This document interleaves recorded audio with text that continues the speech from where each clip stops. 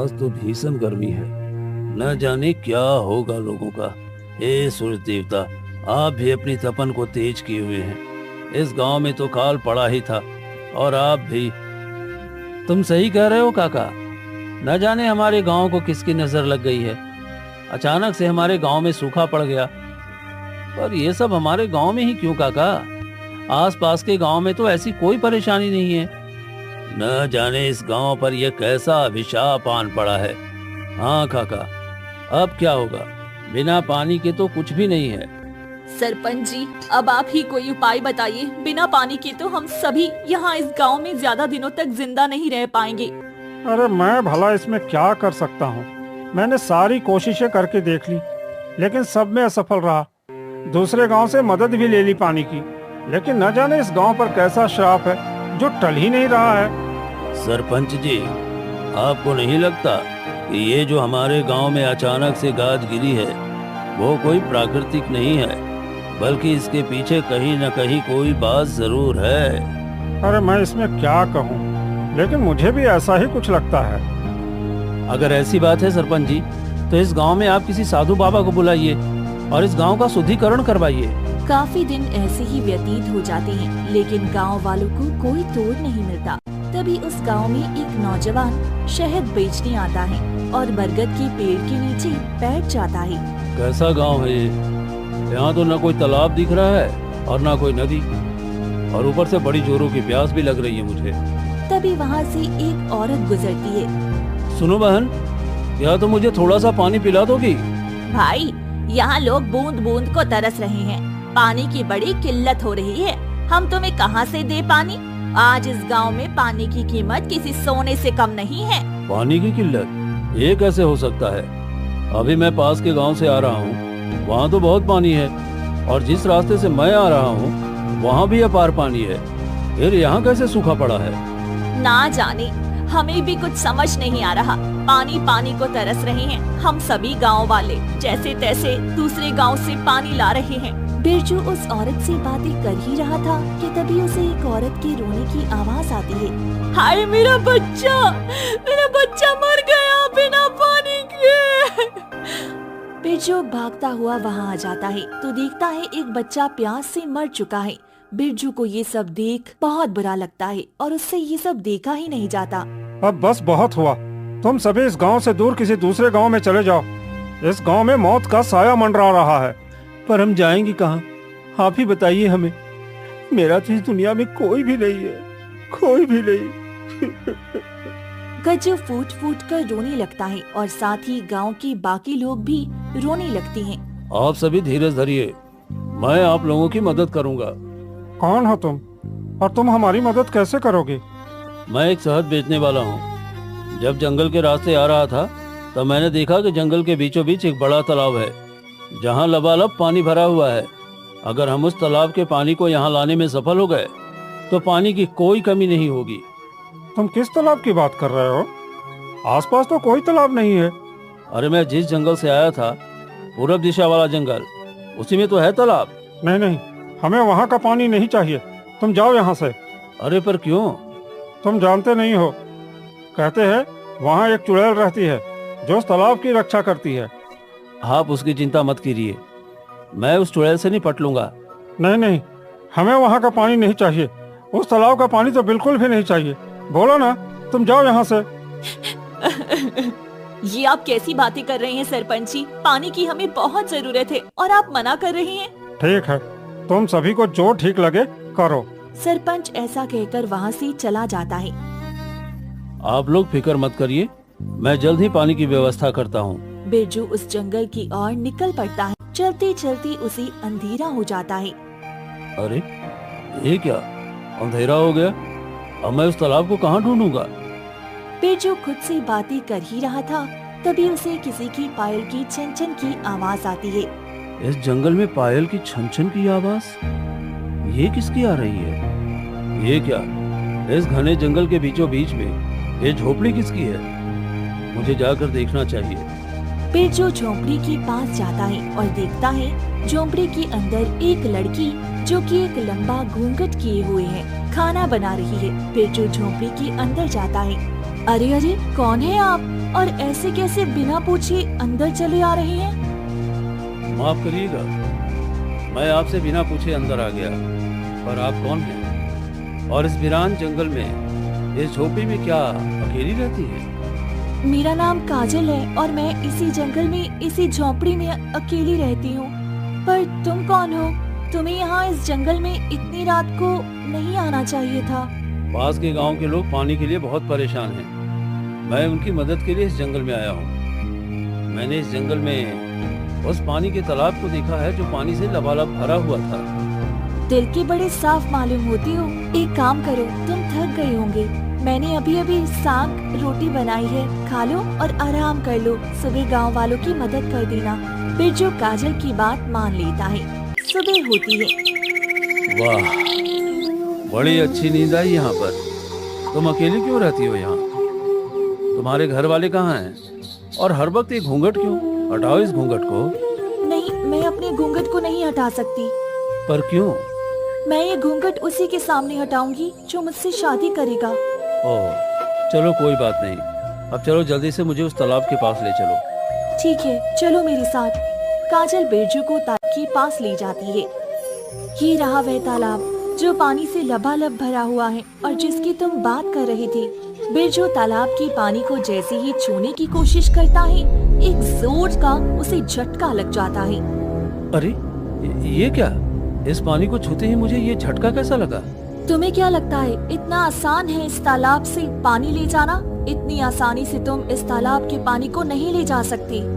तो फिर मुझे क्या करना होगा इस तालाब के पानी को ले जाने के लिए? मुझसे शादी करनी होगी। तुम क्या कह रही हो? मुझसे शादी कैसे कर सकते? जानता हूँ ना, पहचानता हूँ, और ना ही पहले कभी तुमसे मिला हूँ। फिर अचानक से मैं तुमसे शादी कैसे कर सकता हूँ? सोच लो, अगर तुम्हें उन गांव वालों को बचाना है तो मेरा कहा मानना होगा। बिरजू सोच में पड़ जाता है। पानी लेकर नहीं तो गांव वाले प्यास से मर जाएंगी। ये सोचकर वे शादी के लिए हाँ कर देता है। कुछ ही देर में दोनों शादी कर लेती हैं। बिरजू, क्या तुम मेरा चेहरा नहीं देखोगी? अब तो मैं तुम्हारी पत्नी बन चुकी हूँ। अब तुम्हें वह हक मिल चुका है कि तुम मेरे घूंघट को हटाकर मेरे चेहरे को देख सको। हाँ बिल्कुल। बिरजू कांपती हाथों से काजल का घूंघट उठाता है। काजल का घूंघट जैसे ही उठता है, बिरजू के पैरों तले जमीन खिसक जाती है और वह पीछे की ओर हट जाता है। बिरजू कांपती हुई आवाज में कहता है, कौन हो तुम? और तुम इतनी भयानक कैसे हो?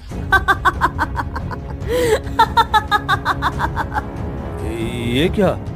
तुम हंस क्यों रही हो? मैं उस श्राप से मुक्त हो चुकी हूँ। बिरजू समझ नहीं पा रहा था कि काजल ये सब क्या बोल रही है। ठीक है, अब तो मैं इस तालाब के पानी को गांव वालों को दे सकता हूँ ना? हाँ, दे सकते हो। उसके बाद काजल और बिरजू दोनों गांव की ओर निकल पड़ते हैं। काजल फिर से अपने चेहरे पर घूंघट डाल देती है। सरपंच जी, उस तालाब का पानी इस गांव में अब बड़ी आसानी से आ सकता है। मैंने सब तरफ से देखा है। बस आप गांव के कुछ लोगों को भेजकर उस तालाब से इस गांव तक के लिए जगह बनवा दीजिए। तुम्हारा बहुत बहुत धन्यवाद। आज तुम्हारी वजह से हमारे गांव को भरपूर पानी मिल सकेगा। सरपंच कुछ लोगों को उस तालाब के पास जगह बनाने के लिए भेज देता है। ठीक है, अब मैं चलता हूँ। तुम कुछ दिन हमारे यहाँ ही क्यों नहीं रुकते? तुमने हमारी बहुत मदद करी है। हमारा भी फर्ज बनता है कि हम भी तुम्हारी कुछ आओ भगत करें। ठीक है सरपंच जी, जैसा आप कहें। मैं और मेरी पत्नी कुछ दिन के लिए यहाँ रुक जाते हैं। क्या? लेकिन तुम तो उस वक्त अकेले थे। अब तुम्हारी पत्नी... चलो कोई बात नहीं, तुम और तुम्हारी पत्नी इस गांव में रह सकते हो। काजल, जरा यहाँ आना तो। घूंघट डाली लड़की जैसे ही सरपंच जी के सामने आती है, उसकी होश उड़ जाती है और डर के मारे सरपंच कांपने लगता है। तुम? अरे क्या हुआ सरपंच जी? आप मेरी पत्नी को देखकर इतना घबरा क्यों गए?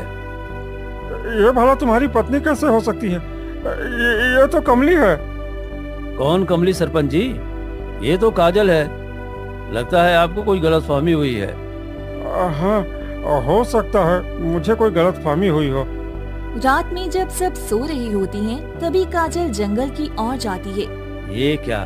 ये लड़की जंगल की ओर कहाँ जा रही है? अरे कहाँ जा रही हो तुम?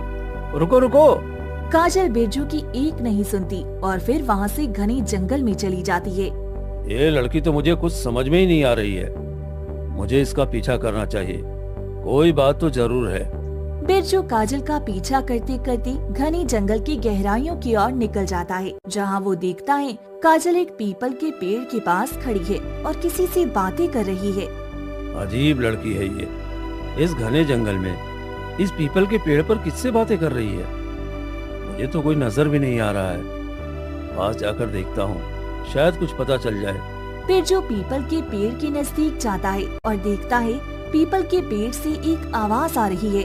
तुम मेरे साथ ऐसा क्यों कर रही हो? मुझे इस कैद से आजाद कराओ। मुझे नहीं रहना यहाँ, मुझे छोड़ दो। अरे अरे, इतना क्यों परेशान हो रही हो? मैंने तुम्हारा शरीर ही तो उपयोग में लिया है। तुम्हारी आत्मा तो इस पेड़ पर सुरक्षित है। बस मेरा एक काम और हो जाए, फिर मैं हमेशा के लिए तुम्हारा शरीर सौंप दूंगी। देखो, ऐसा मेरे साथ मत करो। मुझे मेरा शरीर दे दो। तुम तो बड़ी एहसान फरामोश निकली। अगर उस दिन मैंने तुम्हारी जान नहीं बचाई होती तो तुम आज जिंदा नहीं होती। वो तो शुक्र मनाओ मेरा कि आज तुम मेरी वजह से जिंदा हो। कितनी बार तुम्हारा शुक्रिया अदा करूं? तुम घुटने लगा है यहाँ। कृपया करके मुझे यहाँ से आजाद कराओ। बस अमावस्या की रात तक का और इंतजार करो और फिर उसके बाद तुम्हारा शरीर मैं तुम्हें सौंप दूंगी और मैं अपने शरीर में प्रवेश कर जाऊंगी। ऐसा कहकर काजल वहाँ से चली जाती है। पीपल के पेड़ से जोर जोर से रोने की आवाजें आती हैं। जिसे सुनकर बिरजू उसके पास जाता है और कहता है, क्या तुम मुझे सुन पा रही हो? सच सच बताओ, कौन हो तुम और वो लड़की कौन है? मेरा नाम कमली है। जिस गांव में तुम ठहरे हो, मैं उसी गांव की रहने वाली हूँ। मेरी किस्मत ने मेरे साथ बहुत बुरा किया है और उससे भी ज्यादा बुरा किया है उस सरपंच ने। कमली एक एक बात बिरजू को बताती है। मतलब मैं कुछ समझा नहीं, तो मुझे साफ साफ बताओ, मैं तुम्हारी मदद करूंगा। क्या किया है सरपंच ने तुम्हारे साथ? फ्लैशबैक। अरे अरे, सुबह सुबह इस मनहूस के चेहरे को देख लिया। अब तो पूरा दिन बर्बाद हो जाएगा। अरे सुबह सुबह मेरे सामने आना जरूरी था क्या? मनहूस लड़की नहीं तो। अरे जाने दीजिए ना सरपंच जी, आप अपना मूड क्यों खराब कर रहे हैं? छी छी छी छी छी, इसकी माँ ने इसे क्या खा कर पैदा किया था? इतनी गंदी शक्ल है इसकी, इतनी डरावनी चुड़ैल की तरह। सरपंच ऐसा कहकर वहाँ से चला जाता है। उसके बाद कमली फूट फूट कर रोने लगती है। हे ऊपर वाली, तूने मुझे इतना कुरूप क्यों बनाया और मेरे माता पिता को भी जल्दी मुझसे छीन लिया। मैं अब किसके भरोसे जीऊंगी? सरपंच जब भी कमली को देखता उसका दिमाग गर्म हो जाता। कमली उसे फूटी आंख नहीं बाती थी। दिमाग खराब कर दिया इस लड़की ने मेरा। दूसरे दिन फिर जब सरपंच जी अपने किसी काम से बाहर जा रही होती हैं, तभी कमली उनके सामने आ जाती है, जिससे सरपंच जी बौखला जाती हैं। लगता है तू ऐसे नहीं सुधरेगी। कितनी बार बोला है कि मेरे सामने मत आया कर। तेरी ये मनहूस शक्ल मुझे नहीं देखनी। घृणा आती है मुझे तेरे इस शक्ल से।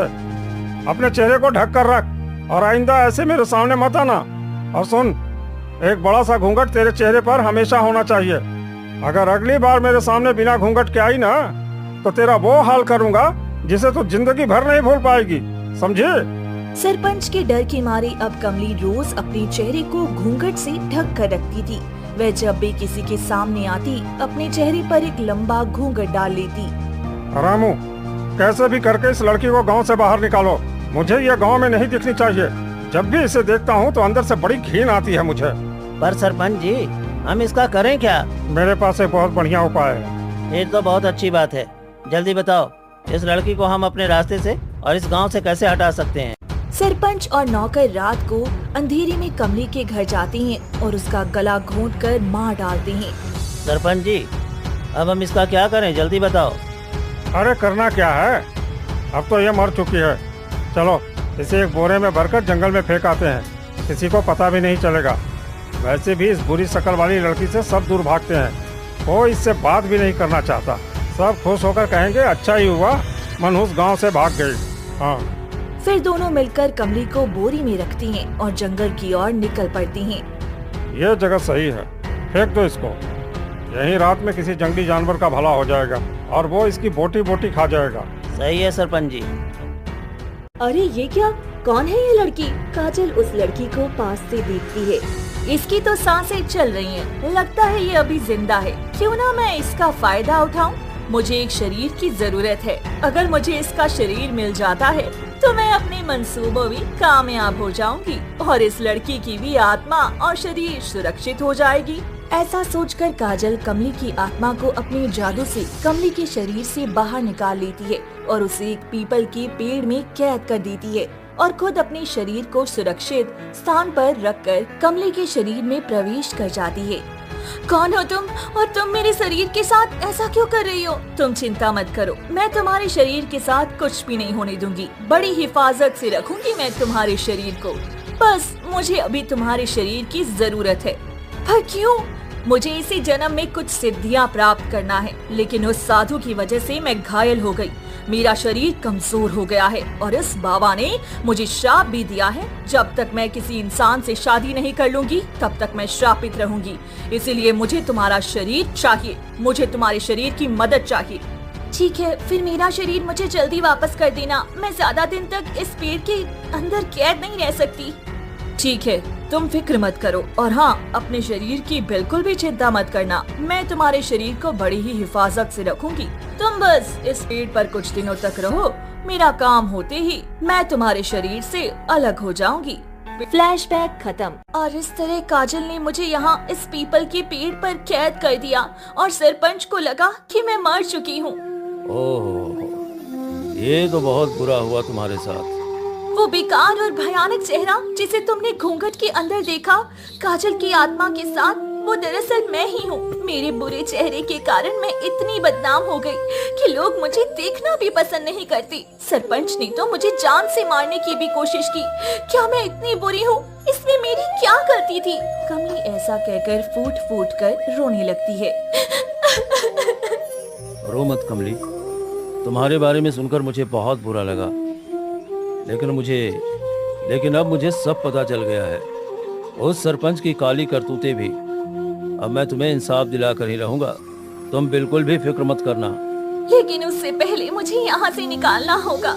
इस पेड़ पर जो मेरी आत्मा कैद है, इसे यहाँ से आजाद करना होगा। अब मुझे नहीं लगता काजल रेड शरीर को मुझे वापस करेगी।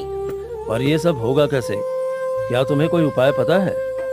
अगर पता है तो बताओ। मैं पूरी कोशिश करूंगा तुम्हें इस कैद से मुक्त कराने के लिए। नहीं, मुझे नहीं पता, मैं नहीं जानती। कमली और बिरजू जब बातें कर रही होती हैं, तभी उनकी बात एक पक्षी सुन लेता है। भूल जाओ अपने शरीर को, अब वो तुम्हें तुम्हारा शरीर नहीं देने वाली। बड़ी चालाक है वो, और लंगर बाबा सब सही कर देंगे। आप लोग उनके पास जाओ, उनसे मदद मांगो, देखना वह तुम्हारी मदद जरूर करेंगे। हैं? बोलते हुए पक्षी? कौन हो तुम? और ये लंगर बाबा कौन है? बड़े पहुँचे हुए सिद्ध महात्मा है लंगर बाबा। तुम उनके पास जाओ, वो तुम्हारी मदद जरूर करेंगे। लेकिन लंगर बाबा मुझे मिलेंगे कहाँ? ये तो बताओ। वह सामने पहाड़ी देख रहे हो? हाँ। लंगर बाबा तुम्हें उसी पहाड़ी के पास एक छोटी सी कुटिया में मिलेंगे।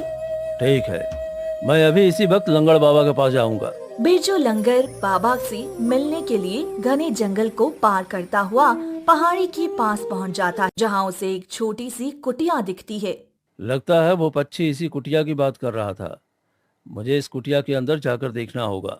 बिरजू कुटिया के अंदर जाता है और देखता है लंगर बाबा साधना में लीन है। बिरजू कुछ देर इंतजार करता है। बाबा के साथ से उठने के बाद वो उनसे आप मेरा नाम कैसे जानते हैं? मैं नाम ही नहीं, मैं तो सब कुछ जानता हूँ। तुम यहाँ किस उद्देश्य से आए हो? सब तो बताइए बाबा, मेरी समस्या का उपाय बताइए। कमली को मैं कैसे उस पेड़ से आजाद कर सकता हूँ? और वो तांत्रिक जिसने मुझसे धोखे से शादी की, उससे मैं अपना पीछा कैसे छुड़ाऊं? वो तांत्रिक बहुत चालाक है। उसके शरीर खराब हो चुका है, इसलिए उसने कमली के शरीर को धारण किया हुआ है। तुम्हें ये काम रात में करना होगा। रात में जब काजल सो रही होगी, तब उसकी आत्मा कमली का शरीर छोड़ेगी। तुम्हें बस इसी बात का फायदा उठाना होगा, ताकि दोबारा काजल की आत्मा कमली के शरीर में प्रवेश न कर सके। पर बाबा, मुझे क्या करना होगा? रात में काजल की गहरी नींद में सोते ही उसके शरीर को छोड़कर बाहर आ जाएगी। उसी वक्त तुम्हें उसके शरीर पर एक नींबू रखना होगा। नींबू रखते ही काजल की आत्मा कमली के शरीर में दोबारा प्रवेश कर जाएगी। जी ठीक है बाबा, आपने जैसा कहा मैं वैसा ही करूंगा। ठीक है, मैं उसी वक्त काजल की आत्मा को कैद कर लूंगा और फिर काजल तुम्हारी जिंदगी से हमेशा हमेशा के लिए चली जाएगी। और बाबा, कमली का क्या? कमली की आत्मा तो उस पीपल के पेड़ में कैद है। तुम उसकी फिक्र मत करो, मैं हूं ना, ठीक कर दूंगा। दूसरे दिन जब काजल सो रही होती है तो बिरजू ठीक वैसा ही करता है जैसा बाबा ने उसे बताया था। नहीं, ऐसा नहीं हो सकता। कमली के शरीर से उस नींबू को हटाओ। मुझे उसके शरीर में प्रवेश करना है। अभी मेरा कार्य पूरा नहीं हुआ है। अभी मुझे कमली के शरीर की जरूरत है। हटाओ उसे। बाबा अपनी जादुई शक्ति से सब देख रहे थे। वे काजल की आत्मा को अपने कमंडल में कैद कर लेती हैं। काजल, उठो काजल। काजल, देखो सुबह हो गई है। लगता है बाबा का उपाय काम कर गया और काजल की आत्मा कमली के शरीर को छोड़कर जा चुकी है। मुझे अब जल्द से जल्द कमली के पास जाना होगा। बिरजू भागता हुआ उस पीपल के पेड़ के पास जाता है, जहाँ वो देखता है लंगर बाबा पहले से ही मौजूद हैं। आओ बिरजू, मैं तुम्हारा ही इंतजार कर रहा था। अब बस उस क्षण और फिर कमली अपने शरीर में प्रवेश कर जाएगी। बाबा अपनी कुछ शक्तियाँ और सिद्धियों से कमली की आत्मा को उस पेड़ से मुक्त कर देते हैं और उसकी आत्मा को अपने दूसरे कमंडल में ले लेते हैं। मुझे अपने साथ ले चलो, जहाँ कमली का शरीर है। बिरजू बाबा को अपने साथ ले जाता है। ये रहा बाबा, कमली का शरीर। बाबा अपनी शक्तियों से कमली के शरीर में उसकी आत्मा को प्रविष्ट करा देते हैं, जिससे कमली पहले की तरह जीवित हो जाती है। आपका बहुत बहुत धन्यवाद बाबा। आज मैं आपके कारण फिर से जीवित हो पाई हूँ। धन्यवाद मुझे नहीं, बिरजू को दो। तुम आज उसी के कारण जीवित हो और अब तुम्हें घूंघट करने की कोई जरूरत नहीं है। मैं अपनी शक्ति से तुम्हारे शरीर को बहुत सुंदर बना दिया है। कमली अब बहुत सुंदर बन चुकी थी। अब बारी है उस सरपंच की जिसने तुम्हारे साथ इतना बुरा किया। बिरजू सारे गांव वालों को इकट्ठा करता है और सरपंच की सारी काली करतूतों को बताता है। क्या कमला बेटी के साथ इतना कुछ हो गया और हमें पता भी नहीं? हमने तो आपको इतना अच्छा समझा था और आपने हमारे ही गांव की बेटी के साथ इतना बुरा व्यवहार किया। इसकी सजा तो आपको मिलनी ही चाहिए। सरपंच को गांव से बाहर निकाल दिया जाता है। बिरजू भी कमली के साथ शादी कर लेता है और फिर दोनों खुशी खुशी रहने लगते हैं।